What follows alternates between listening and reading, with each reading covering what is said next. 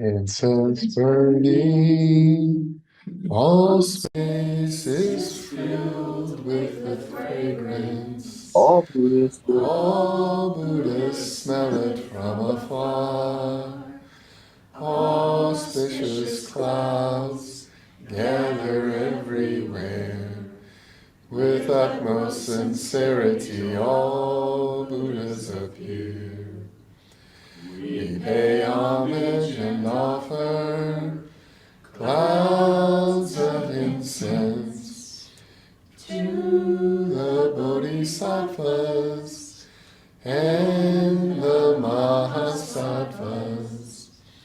We pay homage and offer clouds of incense to the Bodhisattvas and the Mahasattvas. We pay homage and offer clouds of incense to the Bodhisattvas and the Mahasattvas.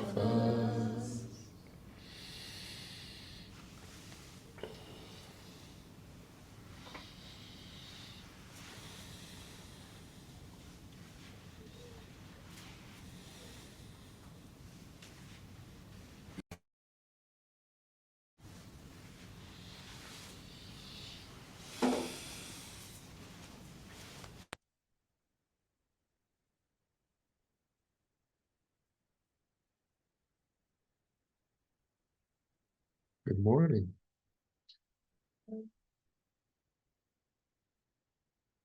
Good morning or afternoon to the folks online, depending on what time zone you're in. Buenos tardes. I've been looking in the rear view mirror of kind of my life since I started practicing Buddhism and seeing, how much has dropped away. All of these contrivances and trappings that we have in our lives. I don't no longer value myself based on or the circumstances of my life, what others must be thinking, whether I have someone or who I have in my life, whether I have friends, how many friends I have, whether I can say or do certain things like own a home or play a sport or dance. It's been recalling how so many of those concerns have really dictated play throughout my life, and how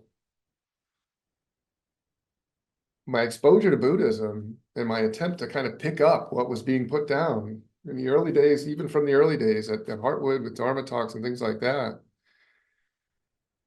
there's been a change, and a lot of that concern has dropped away without notice, and just and lately I'm just noticing that I'm lighter and I'm freer, and noticing that some of those things are not there. It's nice. In fact, I mean, these things can all be seen as traps, right? I mean, when we pursue them, um, any of these trappings of life, whether it's a career or a home, or a boat, or a new friend, a new game, whatever it is, they seem to hold us for a while, provide a sense of belonging maybe, or have us feeling like we're participating in the world in some way. We have value for now. They seem to hold us steady. But key thing I'm finding is that too often they simply hold us. Like kind of like being in a prison of that thing, that way of being. It defines us, becomes us. It's what we advertise in some cases. And unfortunately, and I can see this through the lens of my Buddhist practice, we're often narrowed by so many of these things and not necessarily expanded. And it has to do with the place we give them and I guess the identity we form around them and how we attach to that identity and give it importance. So we have all these kinds of prisons that we find ourselves in. So today I'm going to share a little bit about prison. And a monk named Buddhadasa wrote, everybody can see.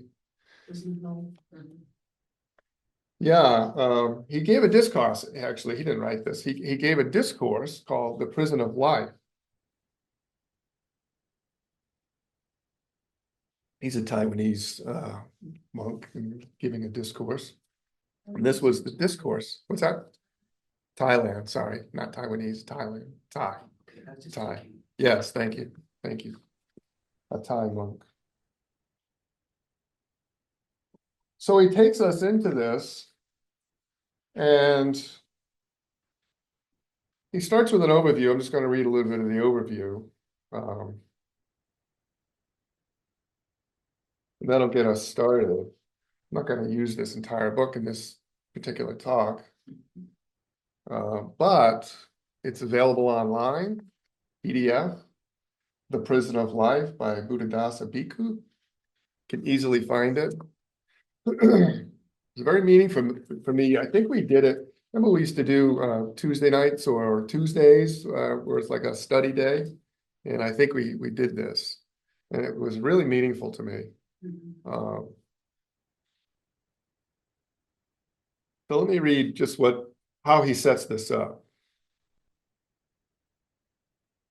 He says, today we'll talk about the thing called prison. This should help us understand the thing called life better. Then we'll know Dharma better, which will help us to live life without dukkha, which is defined in various ways. That's a Pali word, roughly meaning suffering, but also dissatisfaction and distress. So today we'll talk about the thing called prison. Please prepare your minds to listen carefully. Wherever the conditions and signs of prison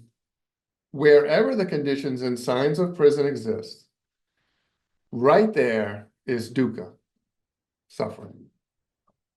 You should observe that all the forms and types of, I'm going to substitute the word suffering for dukkha so we don't have to, in case you're not familiar with these words.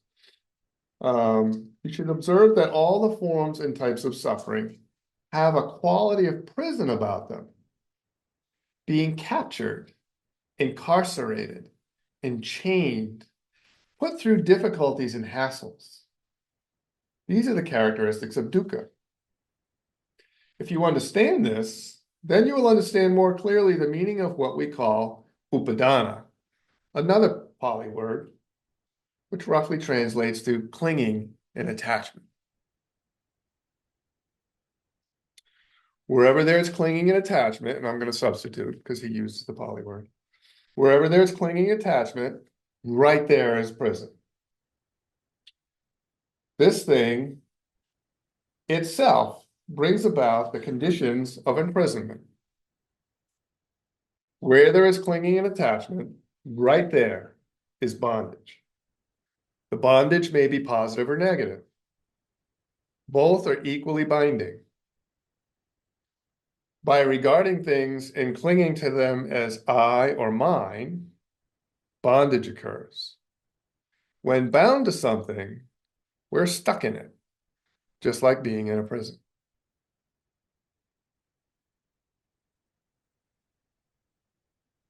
And the rest, and so he continues that introduction, but the rest of his discourse, he covers all, well, not all, but various types of common prisons that we find ourselves in or may find ourselves in, and that we would recognize easily. His life itself is a prison. It's one of his chapters, if you will, life itself. The senses, our attachment to the sensual experience of this world, how we get attached and desire things, go after things. Our instincts, so those habitual tendencies, our conditioning, are a prison. Superstitions, different beliefs we may take on that would constrain the way we think about and possibly criticize others for, because remember, we're forming an identity around all these things. And so we're separate from everybody else. We have this belief. If you don't have that, you must be in trouble. You might be in trouble, right? I'm different than you. I'm better than you somehow.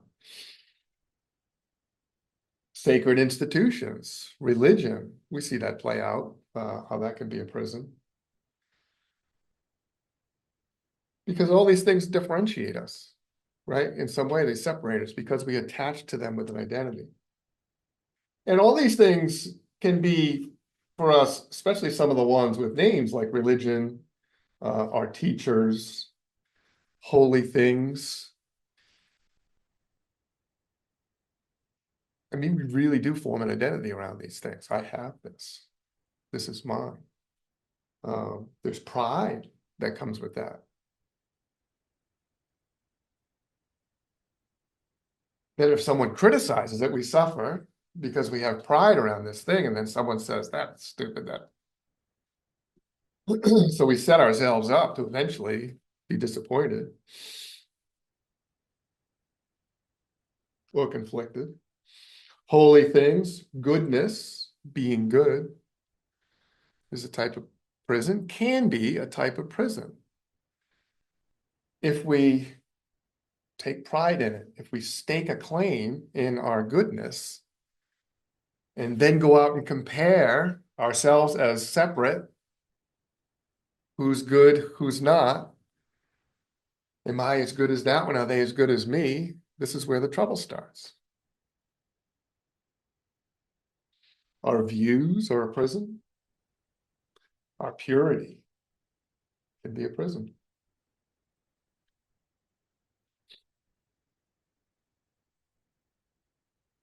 Get a very meaningful discourse. I got a lot out of it back at the time that we did this. And I think about it from time to time. And I read it through the other day in preparation to use it here. It's extremely valuable. It's a Theravada. So you'll see those Pali words in there, and he's pretty adamant about using them because he feels like they have meaning in the Pali that doesn't always translate to English. Nevertheless, an eye-opener for me at the time that I encountered it. So, and I think it's useful. And just in preparing for this talk, I'm walking around with everything. I'm noticing all the prisons in my own mind. As I'm walking around. Go ahead. I find that it's just as much a prison to have a narrative of I'm not as smart as someone else. I'm not as good as someone else. It's both sides, not just the ego of pride. It's the diminishing of not having, because it's a comparing thing, as you point. Yeah, and I think he pointed that out in his introduction. He said the good and the bad, and it's the clinging and the attachment that's really the key. Go ahead. And then I would add to that too, then the ideal self that we fabricate to cover up the unwanted belief and the compensating strategies that constantly running. And we just keep going and going and adding links to the chain. Go ahead, Peter. We studied this in the Dharmacharya program. Was the first time that I had come through it, and then I think about it often. Make sure you just speak loud enough. Okay, we did this as a Dharmacharya program, during the Dharmacharya program, and I think about how it impacted me then and my understanding and concept of it then versus continuing to delve deeper without even thinking directly about this, how sometimes reflecting and rehearing. And Soma tells me all the time, okay, go deeper, go deeper, go deeper. And I was writing down some of my prisons, and I was writing 2 of them down specifically, but then I went deeper and I realized really a majority of my prison is insecurity. And I didn't put insecurity. It was important to me that I realized, no, I put security. And when we look at greed, hatred, and delusion, that security around a certain thing is really a combination of greed and security, but it manifests itself in something that seems so worldly. And it is, but at the same time, when you go layer upon layer, the prison is really rooted deeper than the manifestation of it. Mm-hmm. That's what struck me. Yeah. Yeah, I guess that makes me think of any time we feel like we're steady, like we're good. So we, almost in the static position. I'm good now. Good. But then change comes, and then we're not good. So learning to be in the flow a little more, I guess, is what I'm finding is, and I'm looking at Jim so much in his discussions about flow, but yeah, realizing that, there's a flow to life. And if we step into the flow and let it carry us and be okay with what comes up and just take things as they come, this life is so much more enjoyable. And whether it's positive or negative, there's almost nothing that can, right? I mean, it's all got to do with perspective. So the key issue here, right? Obviously, attachment and clinging,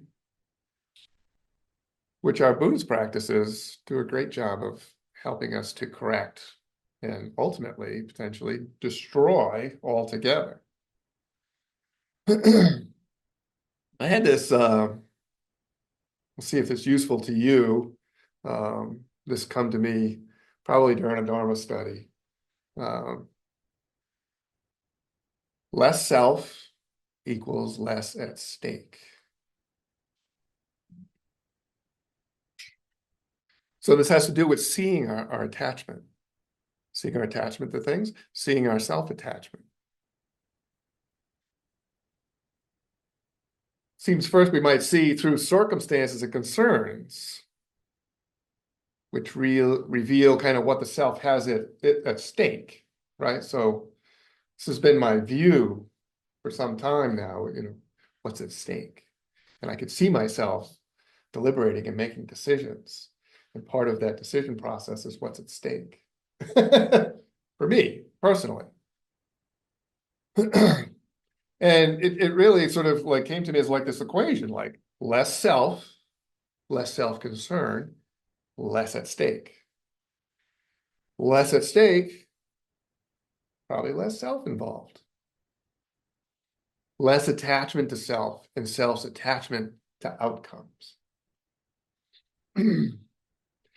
Because our attachment to self shows itself through our thoughts, the way we speak, our actions, demonstrating what we believe we have at stake. This is a lot of what we probably talk about all the time.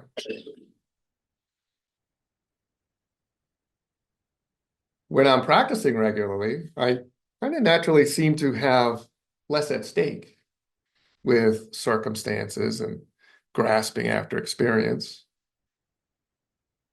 When I arise from practice, even when I have something concerning to attend to, I'm more able to take it in stride. Just do it and forget about it. This is an example of how I have less attachment or less self-attachment, less self-concern, and naturally then see less at stake. So when we meditate, we're getting to a place where we're more expanded than the discursive mind, which is telling us what we are and how we're being and how we are to be in this very narrow sense. we let all that go and we get this much more expansive state. Naturally, when we get up from that, we step into the world and there just seems to be less at stake. And I believe that's because we have less of a sense of our self-attachment present right there, right then. So by practicing consistently, we're gradually rubbing out this self-attachment, which naturally leads to less attachment to circumstances and phenomena. Having something at stake is a view, it's a perception. Is it true? Is it worthwhile? Is it valid? How does it play against our Buddhist principles and aspirations? Thank goodness we have Buddhist principles and aspirations, because without them, what I described in the beginning is the whole of life.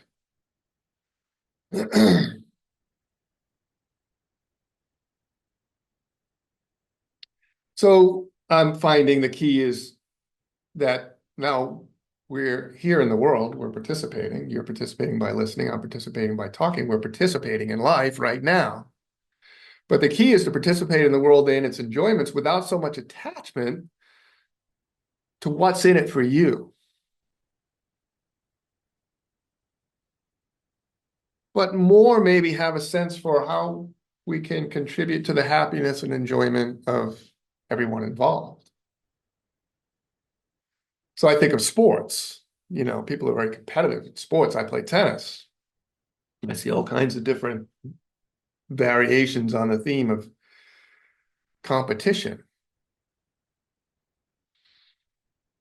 We can still be competitive,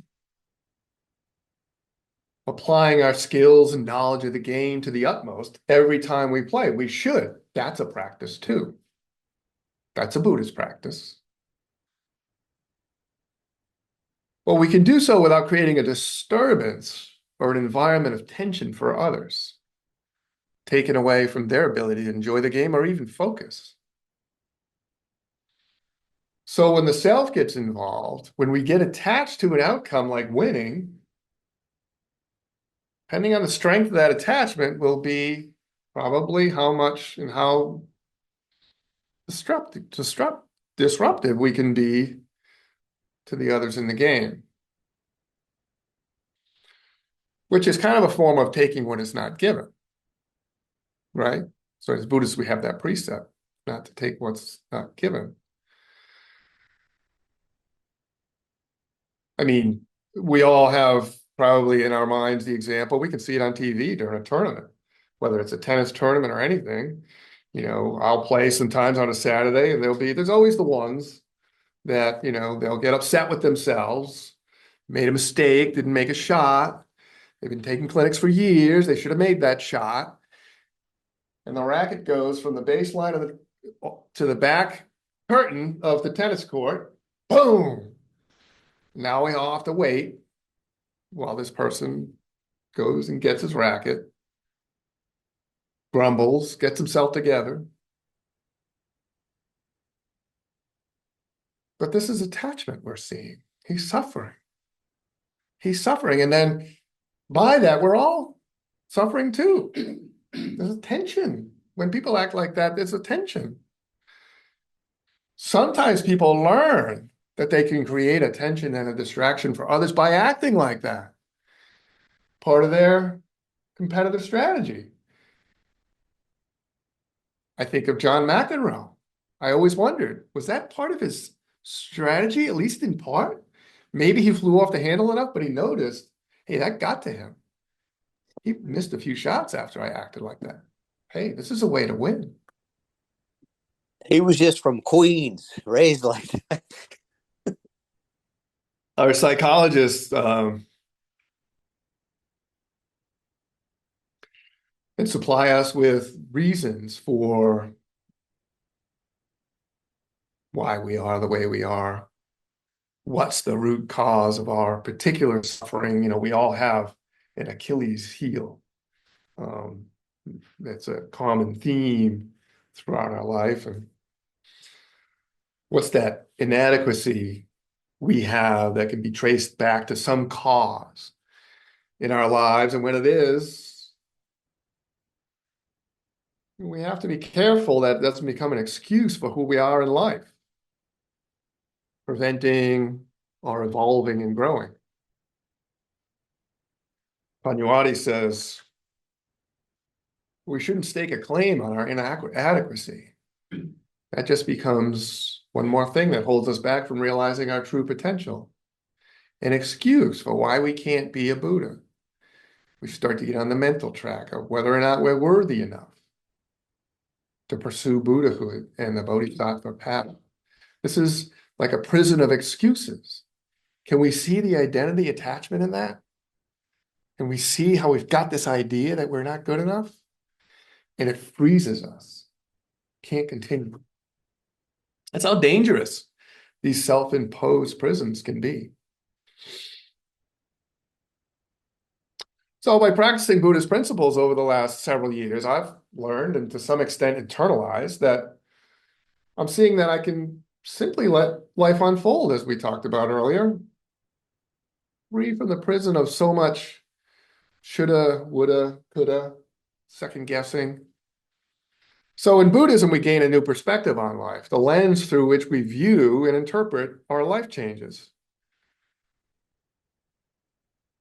Now, we can all probably relate to the excitement of being part of a new group or taking up a new philosophy or committing to it in some way.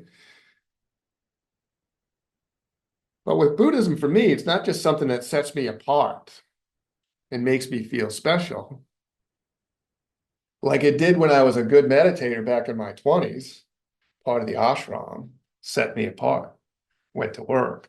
So all the ignorant people over here, they don't meditate, they don't know anything. Here I am, right? This, right? But because of the way Buddhism is taught and the things we pick up to practice and learn about, like Soma talked to us about the hindrances,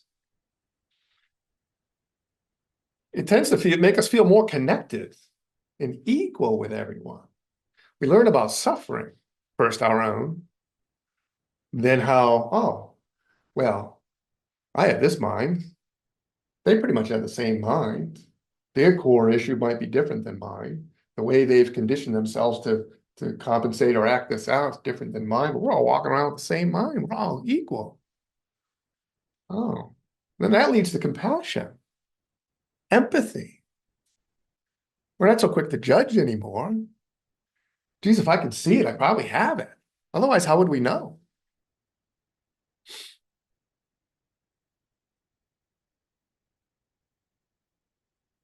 It's due to the nature of the teachings themselves.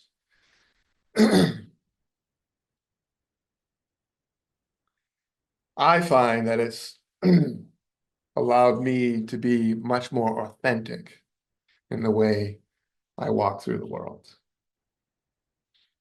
Less contrived, less putting on, less feeling like, oh, I'm in this situation, this is how I need to be, or I'm around this person, this is how I want to be. Because of what they might expect from me, I, mine, right? So we get this humility that makes us much less judgmental of others.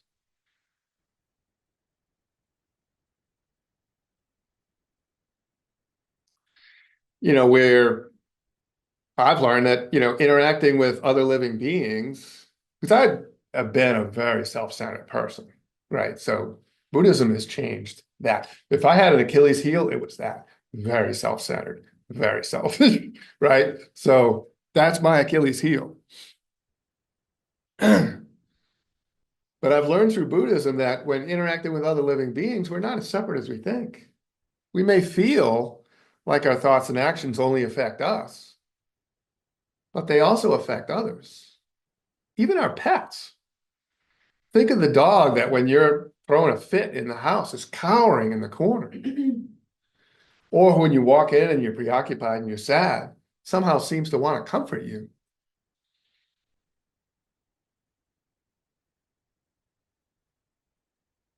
So no matter how strongly we believe we've built up this unique identity that makes us separate, and that all the decisions that we make and everything that we do, the consequences all fall to us alone. No, just by being present in this world, we impact everyone and everything around us.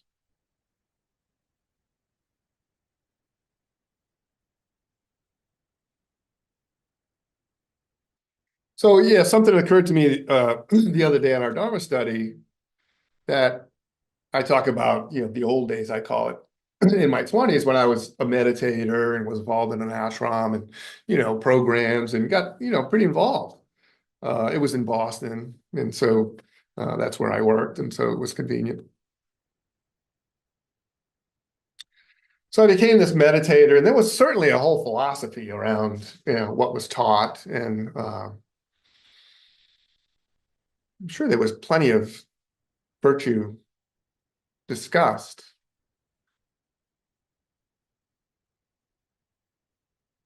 But what I find from my experience with Buddhism is that what was missing for me was this direct emphasis we get early on in Buddhism on benefiting others before ourselves. Benefiting others, doing no harm. So in those days, the virtue seemed like an option because it only seemed to pertain to me. If I was willing to accept the consequences, then my actions seemed to only impact me. Being a good meditator became like a chip on my shoulder. Another thing, another identity, something that set me apart, something I was good at. In those days, I wouldn't say I was good at many things. I really wasn't good at sports. I wasn't good at many things, really. I learned I was good at technology through my job, but this was early on. I hadn't really even figured that out. I was starting to. So now I got this thing. This sets me apart. I've been looking for it my whole life, right? Found my prison. It was a prison. Yeah, they talked about no self, which seemed like something we would realize as a result of meditation. Part of the magic and mystery of the realization that was promised. That we could have for ourselves one day. Well, just wait for that. Just meditate. Continue. So when I kind of Buddhism at Hartwood, though, the emphasis was not on meditation so much, for the most part, but how our thoughts, speech, and actions were not only the cause for our own suffering, but that of others, and how we could monitor our thoughts, speech, and action through even just a few simple checking thoughts. Is what I'm about to do or say, or even think to myself, beneficial or unbeneficial, wholesome or unwholesome, harmful or unharmful. I'm a technologist. I came up in my career in the computer industry. On and off are the digital code.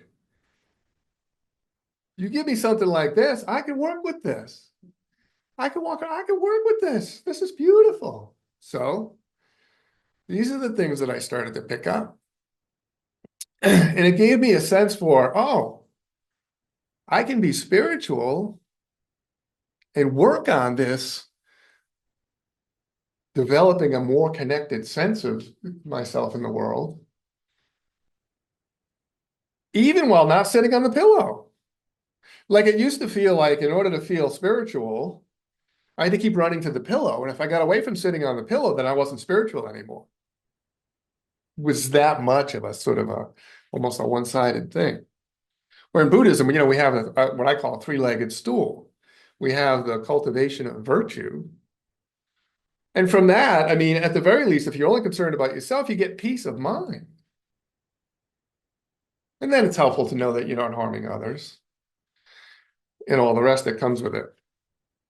So we have virtue. We have the cultivation of concentration and meditation. And those two things and the teachings start to generate wisdom, and then they all feed one another like an endless loop. So now, even if I can't sit on the pillow, I've got a way to still practice walking around. How I am with Jim, how I am with Maureen. The name Maureen came to my mind and I couldn't find you. You're over there.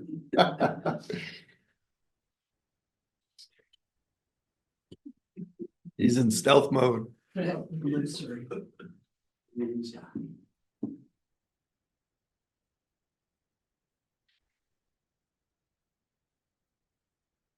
So in a cultivation practice, it turns out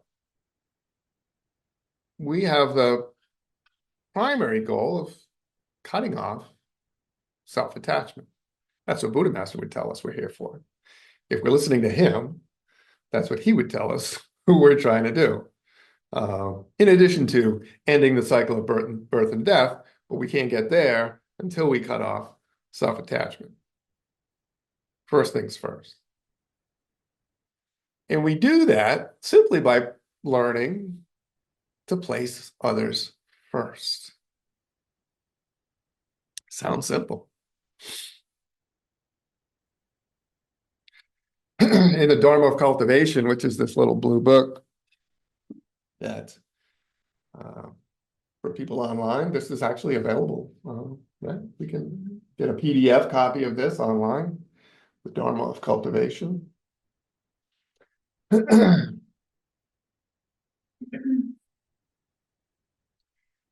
He describes what it means. Someone asked him a question. What is cultivation? And so it's a discourse where he gives an answer to that question. And at one point, he describes the various types of cultivation, from coarse cultivation through a variety of 4 or 5 stages. And when he finishes that, the last one, the best form of practice, is very difficult. And then he says, actually, when you let go of attachment to self, you immediately enter correct and true cultivation. How could this be difficult? Anyone can do that, right? So he goes and lays out this whole complex, and then he's like, but if you could just cut off self-attachment, you'll be good. Hard way, easy way. Here's a shortcut. Just cut off self-attachment. So it's been useful for me. And there's a discourse that Buddha Master has about self-attachment and cutting off self-attachment that was a turning point for me as well. The images I have in my mind about what it means to be selfing or attached to self, in the image that I have, the feeling that it comes from those discourses.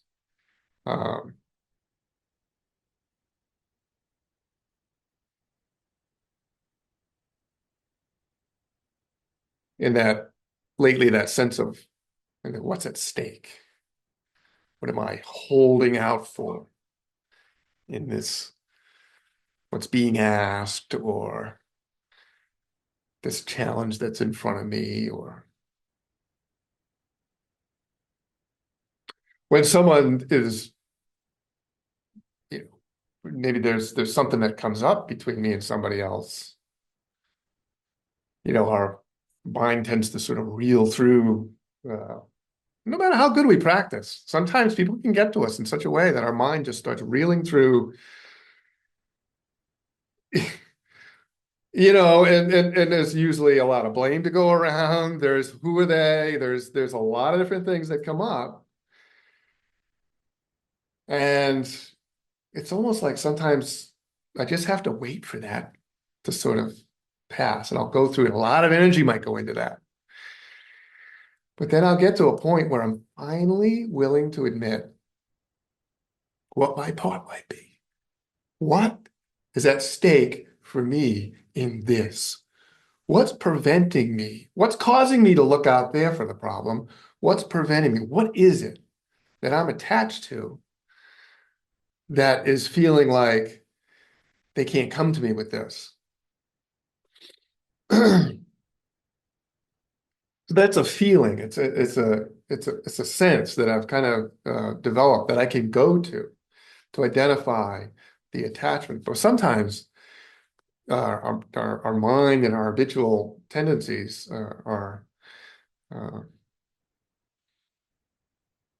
kleshas, as they're called, our hindrances, our conditioning are so strong that I find that sometimes I have to wait for that to subside a bit before I can get to a reasonable line of dialogue and find what it is might be my part. Sometimes my part has to do with how I've acted forever, and they've got this in their head. And then they're reacting to something, and for them, it's one more time. It's one more thing. It's one more. And, oh, geez, we were having a good day. What? What's your problem? But if I'm willing, I can get to what am I protecting? There's usually the identity I'm protecting. I don't want you to see that thing that you think you see, so I'm going to rail against it. Go ahead, Dina. I think that's where the study that Panawati gave us about the refuge and generating Buddha, that for me, what you're describing now, has been the pinnacle practice that just seemed to be the game shifter in all that. Yeah. So for me, those phrases and sitting with that and really watching what it's manifested and generated in my life has been a beautiful antidote. Excellent. For that. But that for me was really really great. Yeah. Excellent. Practice. Thank you. I love your point about even though we might be practicing changing, letting go of self, we've created an identity that other people have labeled us. And we can't change anyone else, but it makes me look again at having a beginner's mind about every new interaction. It'd be real easy to let go of self if I'd lived in isolation without anyone in a relationship. Which is why sometimes monks love to stay in a cave. We Lama Tepa in Boulder, when we were meditating with him at Naropa, he had his 3 years or so in a cave and wanted to stay there. And his teacher said, "Oh no, time for you to go help the world." And he was mad. It was like, no, this is really nice, but that's the whole point. I mean, and I have to watch. I know this is going to be difficult. I'm going to see so and so. They're going to expect this of me, or they're going to. And I had to deal with this with my own children when I left their dad, because I had this real protective persona for them, for me. And I had lost my authentic self in some arenas and some interactions. And as that started to break away, my youngest daughter said, "Mom, you're changing." And I said, "Well, I'm changing back." It's like this child had never seen me, had never known me in a non-fearful, non-protective, and being my best self. And so I guess for me, it's like trying to not put that label on someone else, because that's on me. Even if I get hurt again, that's okay. Thanks. I really like to bring that. Yeah, no. The beautiful girl always thinks she's beautiful. The blind girl always thinks she's beautiful, really. I mean, that's one of the things that I had always told people when I was teaching. The beauty is the blind girl always thinks she's beautiful because that's her world. And I think often we need to give ourselves the grace of the blind girl always thinking she's beautiful. Doesn't mean we're not responsible. It doesn't mean that we don't have things to change, but to take that mindset of who are we when there's nothing to see.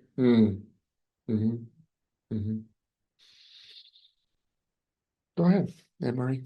Yeah, when I think Dina, is that? I'm Dina, that's Yeah, Nancy. Dina, when you're talking about the refuge prayer, and that's been my practice too.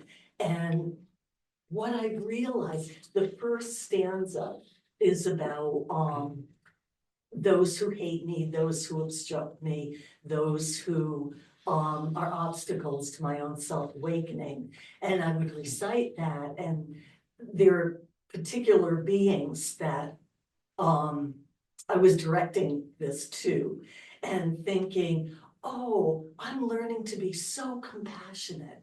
I can see that they have their own reasons for being the way they are, and I can hold them in grace anyway. Mm. But then I started to realize every day as I was saying this is that the reason I'm picking these people out as obstructors is not because of what they've done only. It's about my own perception of them. So they're just obstructors or hate me because I think they do.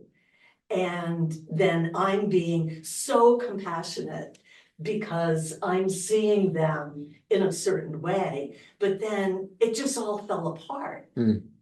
You know, and it's really this selfing and this perception that we have, how we build our world really comes from inside us, Mm. which is what you've been talking about, I think. But another way of looking at that is asking myself, what am I defending? And that started to come up when all of this fell apart.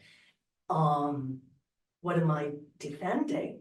You know, why are they out there and I'm here and I have to protect myself or defend myself when it's just the flow of cause and conditions. Mm-hmm.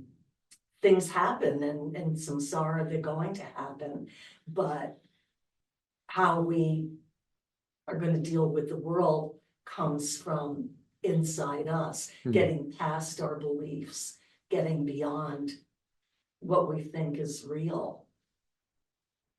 That's great. Thank you. As Buddhist practitioners, we should be relishing, Venerable would tell us, any opportunity that anybody gives us to see a flaw, to see one of our flaws. So if someone's seeing us a certain way, and sometimes their words tell us exactly what they're seeing, and then we're embarrassed by that, and so we come out to defend that they're seeing, rather than, and maybe later on, right? Because a lot of times right in the heat of the moment, it's difficult to sort of, so we might take that criticism, then later on, do that layered process of sort of looking for, what is the thing that I can change? So if there's something, and if I can see how I built up a pattern that causes them to react to me now in a certain way, if that pattern is built up over a long period of time, it's probably going to take them a long time to see that I've changed. But I can start with understanding what the problem is. And if I can begin to address the problem, all just me, just address that problem and begin to change maybe my behavior in that situation, on the tennis court, whatever it is, I don't have to worry about them anymore. I'm doing what I can to do what's right for everybody, not just them, right? This is just what's right. It's the next right thing to do, and I've discovered it. So I'm going to practice it. And it takes practice to change behavior. And then eventually, they might notice that whatever they had a problem with is not there anymore. They'll do that in their own time, but not my concern. I identified the flaw and I can work on it. I'm happy about that as a practitioner, as a Buddhist practitioner. Yeah. Enough said. So thank you for pointing out, and thank goodness you don't just keep letting me act this way and disrupting everybody's time without letting me know. So thank you.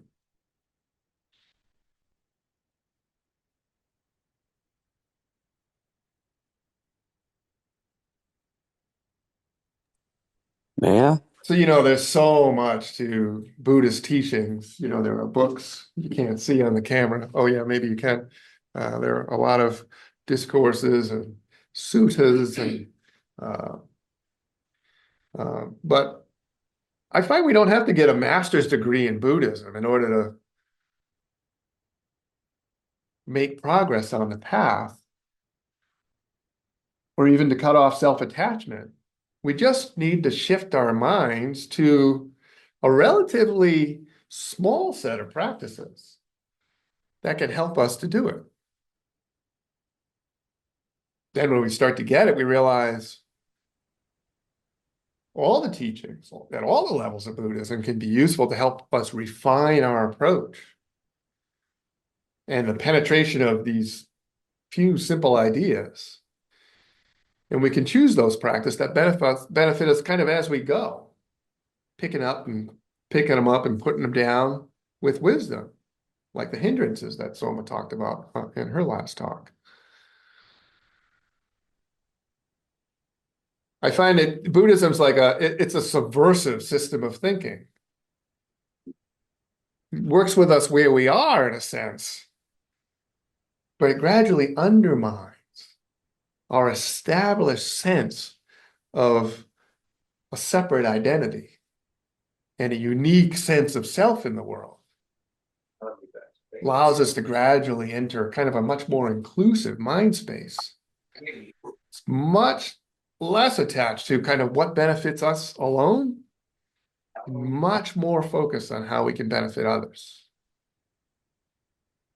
By and by, bit by bit, this undermines this attachment to self. And all of the practices and all of the teachings are designed to do that.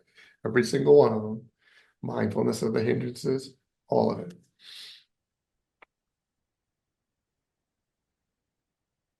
And we just end up being,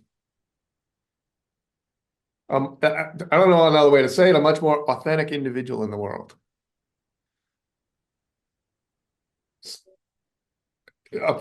Someone that by their mere presence takes very little from the environment around them.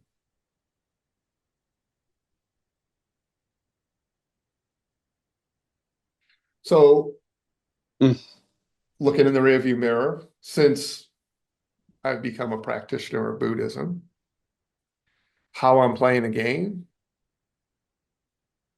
is the same as how I am when I'm studying the Dharma, or playing tennis, or practicing meditation. Same. I don't need to take on certain identities to be in certain places. This used to be a big thing for me. It's funny how what the Dharma means to any one of us depends on our own conditioning. What stands out to me is that I've been able to drop all these different sort of identities that I thought I needed if I went to a party. What will I say? Who will I talk to? I'll get with this one. That way I'll be safe. All these, right? So we're always sort of, managing our identity. How will we be seen? And all of this. That's not even a thought anymore. That's just not even a consideration.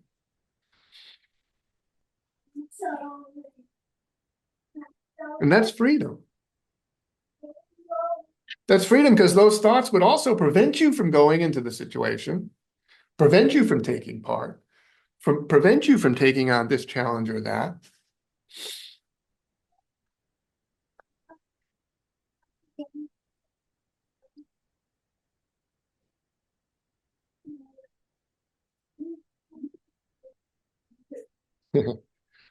So I'm kind of free to roll with the punches, and others are free from me and my suffering. Not holding anyone hostage while I go through some self-attached ritual of self-protection and self-criticism. Right? Isn't it like a vortex that we go into when someone's criticizing themselves or being overly critical of themselves, throwing a fit about themselves? We all have to kind of stop and wait and kind of be nerved up. And then a part of us that wants to try to help. We might inject ourselves, right? But it draws a lot from us. I mean, it's like a vacuum. It's pulling on us. Yeah. I was watching a cleaning video, you know how they have those? It's my recent favorite thing is watching people clean. It was a wonderful video, like this guy cleaned his whole house, you could tell it took all day. And the part where he was getting behind the couch, he missed one spot. And he put a caption over it that said, "I hate myself," like at that moment in the video. And I swear to you, all that good work he did died Mhm. because he said that one thing, and it was such a sting that I felt so deeply, and it hurt. It really sucked, but it was like, even though he said it about himself, it caused so much harm to others, you know. And so he did all of this good work, and then that one thing is what really stood out to me. And so it was just when we heard It ruined your experience. it really did, because it was like, wow, I could really feel that hate, like I felt it. And so just, it's a perfect example of what you're talking about now. Like we could do so much good, but if we do that one thing, it could. The little foxes, that kind of, I always talk to that, Mhm. how it's the little fox that spoils the vine. Right. Can I say something? Can you hear me? Yeah, and what we let go on in here is going to eventually come I out can hear you, in our Rob. speech and our actions. That's not Rob, that's We Giovanni. tend to think, or I've tended to think that, well, if I'm acting out against They can't me, hear it's us. okay. You know, but it's not. It's all It good. takes from everybody. They got us on mute. Yeah. So every spiritual philosophy is taught that when we give of ourselves, we get so much more in return. And that is my experience in Buddhism, learning to give more of myself and just loving the fact that I can't count on one hand what I'm getting in return necessarily. But just to know that I'm not taking from anyone is giving to me. It's cutting them some slack. Because the next person they encounter is probably going to take something from them in some way or another. So when we give ourselves, we get so much more. I mean, we hear this in every spiritual philosophy. Let's just say that I've made enough progress with my practice, little as it might be, to kind of see where this is going, right? I can see the benefit of trying these things. And it's worth staying the course, right? That's all I need to know, is that this is worth staying. It's a path worth staying with. I don't need to worry about the end goal. I don't need to worry about, sort of ending the cycle of birth and death. I just need to know that this is worth my time and my effort, and that it's benefiting others, which has become an aspiration of mine. I really do want to be a benefit to anyone I encounter. When said that, I think Rob wants to speak. Can we unmute him? Yeah, sure. Okay. Honestly, Joe, I think the heart of this is, there's a line in the Dharma. Buddha says, those who think like he abused me, he cheated me, he, will always be stuck in that,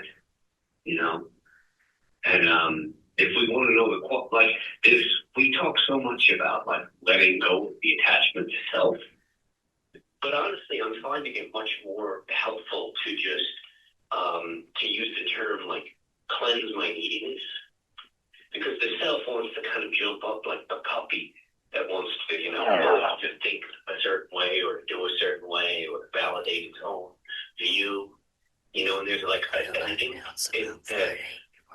Yes. an impelling of the mind that moves forward, and I've been reading the Sutta, Two Kinds of Thought, just deepen into it. And the first part of it is the Buddha's talking about how when he's an unenlightened bodhisattva, categorizes all of his thoughts into two categories. And one is like, is it full of ill will? Is it not full of ill will? Will it benefit others? Will it take me, further away from nirvana? But then the second half, he says, is that when he begins to calm that down, he notices even when he's overthinking, it is leading away, And so like the first part of this is like we have to look at the quality of whether or not the neediness of our thoughts is kind of jumping. But then just that whole apparatus itself prevents peace and the ability to like let what is needed in the situation to arise and be beneficial to other people happen spontaneously. Because the neediness of our own thought mechanism are kind of in the way, And there's like the work in the moment of kind of tapping the mind, cleansing the mind thing.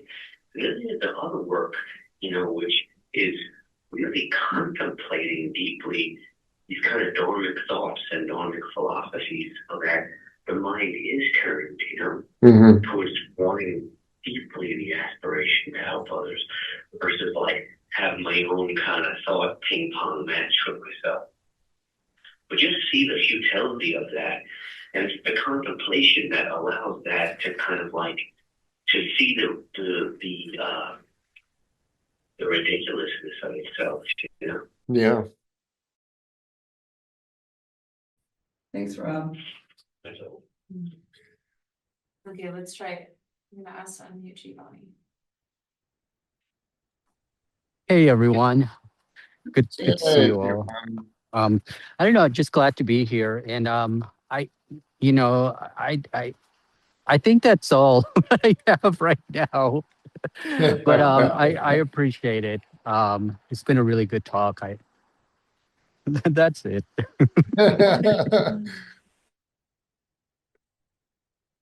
So we've been alluding, every spiritual philosophy is taught that when we give of ourselves, we get so much more in return. Here's a quote from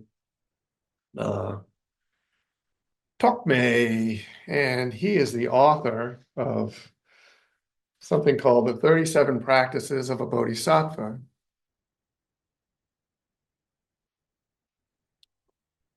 Which is a series of, for lack of a better word, I'll say aphorisms about how a bodhisattva is. And number 11 in the list, he says, all suffering comes from wanting your own happiness.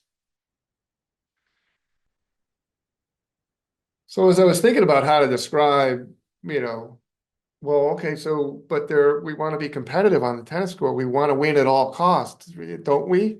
Don't we? Right? Can we play competitively and still want what's best for everyone? Even if that means we didn't win.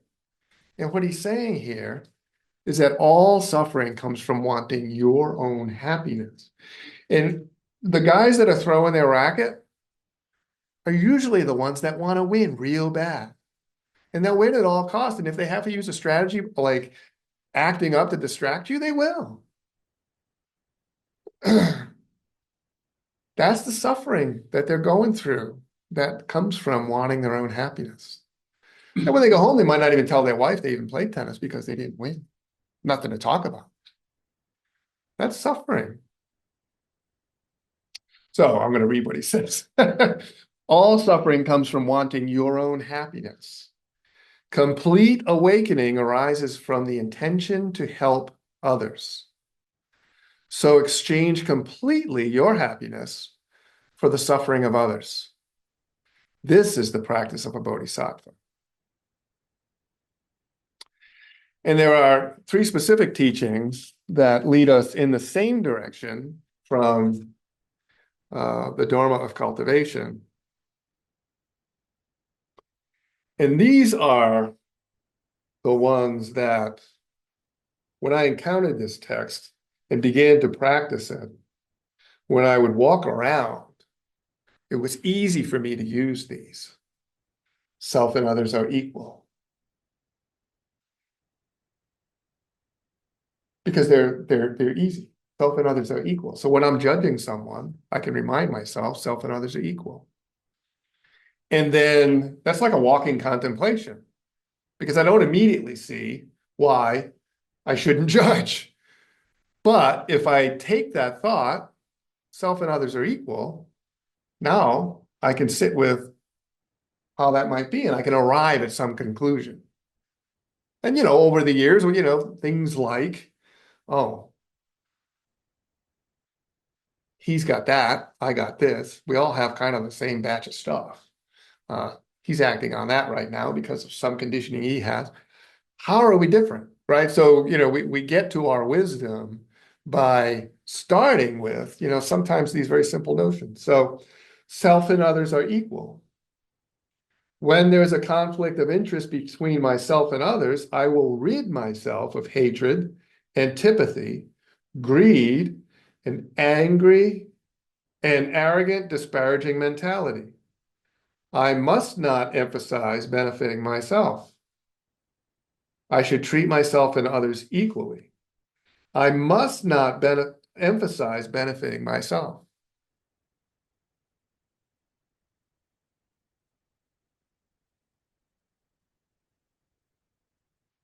Exchange between self and others, bodhicitta, the second one. I want to bear the sufferings of all living beings. I give to others all of my happiness and good luck, so that they may leave suffering and obtain happiness.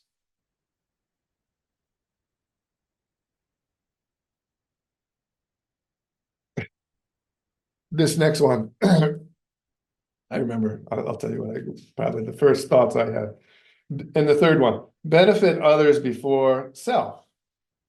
When other living beings and I are suffering, I want others to extricate themselves from suffering before I do. When other living beings and I are happy, I want others to be happier than I am. So remember when I would try to consider that one, for some reason, the first thought that came, really? So if there's a fire, right? I would save them before myself. Like, would I, that was the first thing. So this is what prevents us, and me from, even taking up some of this stuff sometimes, is we go to the worst case, the worst possible case, and say, how would I be in that situation? Can I really do this? Oh, that's not for me. No, there's so many different times when we can actuate that. That worst case may never arise. Another one what I would think of was, and I convinced myself that I would, if someone came into the Dharma hall with a gun, jump in front of Panyawat. I convinced myself that I would. But these are the scenarios that would come into my mind when I read that. Talk about, making things difficult, more difficult than they needed to be.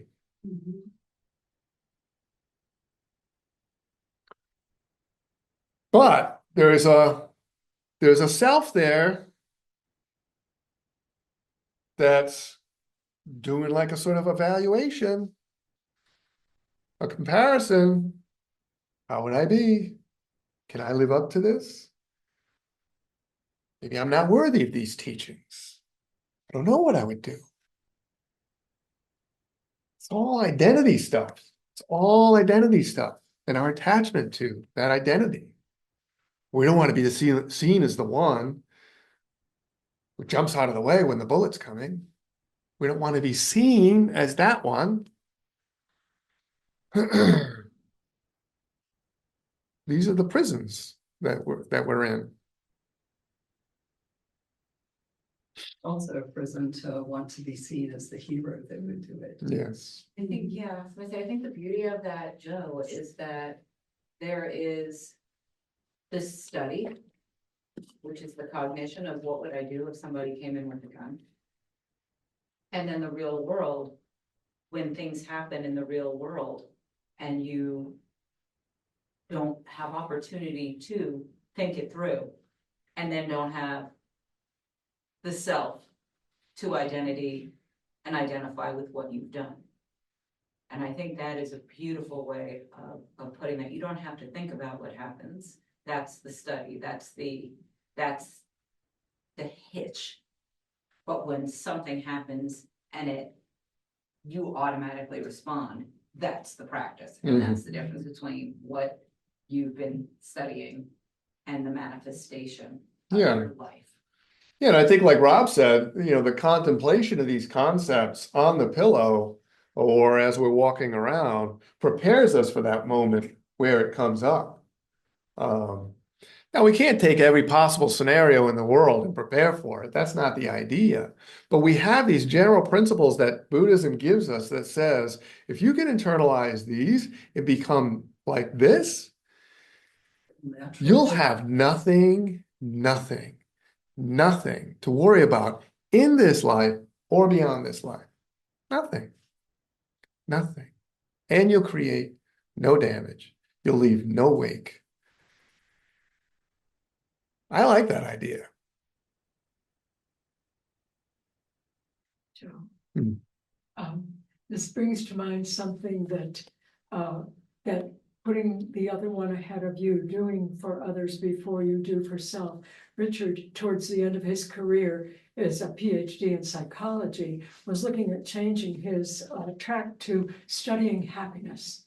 And one of the things, as he was looking at different studies that he discovered, is that people show on statistical psychological tests to be happier when they are doing for others than when they're doing for themselves.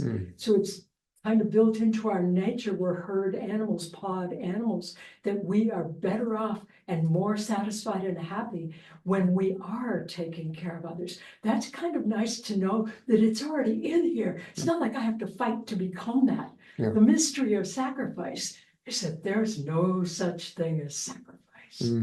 That's really kind of beautiful and encouraging. Yeah.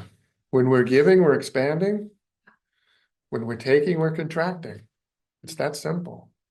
I like the feeling of expanding. So I chose this topic today because I've been seeing the shackles of bondage of so many of these prisons and prison of self-attachment come off little by little, and noticing them. As I look in the rearview mirror, I see, oh, there's not so much there as there would have been. When we were acting purely out of self-attachment and self-concern in the world, there's a lot to keep track of. When we look in that rearview mirror, oh, I hope they don't remember that, right? Oh, I hope I don't see them again. There's a lot to keep track of. Well, we're doing our best to contribute to the world in a positive way, like you're saying, Maureen. Nothing to keep track of. We're doing our best. Even if we flub up, even if our conditioning brings up a series of words that came out, did some harm. It's okay. Can I apologize? Can I make it right? Or is it best? But I saw it and I can learn from it. I can see that flaw. I'm willing to look at the flaw and proceed. One of the steps of the 12-step program is to make amends when it's appropriate and like what you just said, to recognize it, but only do it when it's appropriate and it doesn't cause more harm. Yeah. I mean, if an apology will make it better for that person, that's what we want to do, right? Because we want to restore their happiness. We're actually disappointed that we caused them consternation. That's suffering. In the morning, we may use our Brahma Viharas. So I say, may all beings have happiness and the causes of happiness, and may I be the cause for the happiness of everyone that I encounter.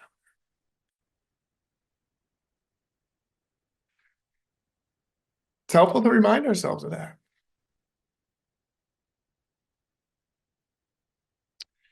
May all beings be free from suffering. and the causes of suffering. And let me never be the cause for the suffering of any other today.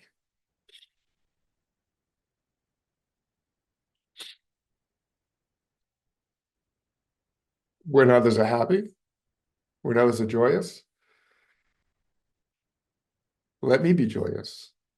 When they're not suffering, let me be joyous. And let me express that without judgment, without withholding, and join in their joy.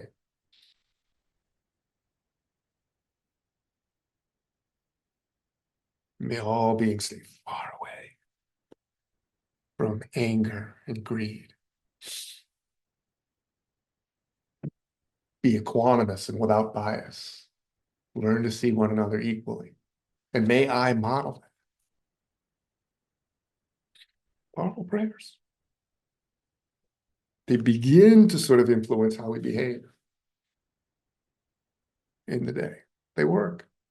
Like Rob said, contemplating these ideas on the pillow, running yourself through a stream of consciousness about these things helps us. We remember that during the day. We see ourselves, an impulse comes up, we want to make a joke or say something a certain way, and we can hear ourselves going, I don't want that today. I don't want that for myself today. I don't want that for them today. Maybe they would laugh, maybe they wouldn't. But I'm tired of doing that, right?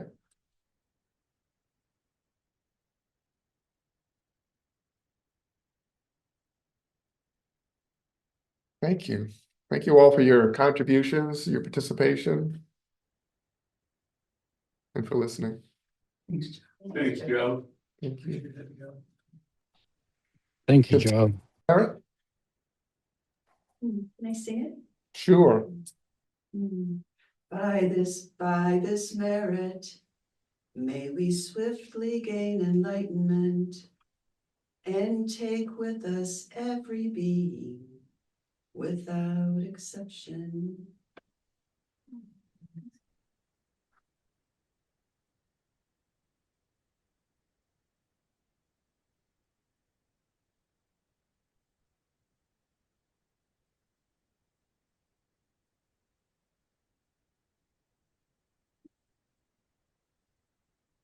Thank you all. Thank you, Sharon. Have a great day. We have nice weather. Before everyone gets off online, will you make an announcement? Joe, Will you make an good announcement talk. or music offering? Please. Yes, Dharma Voci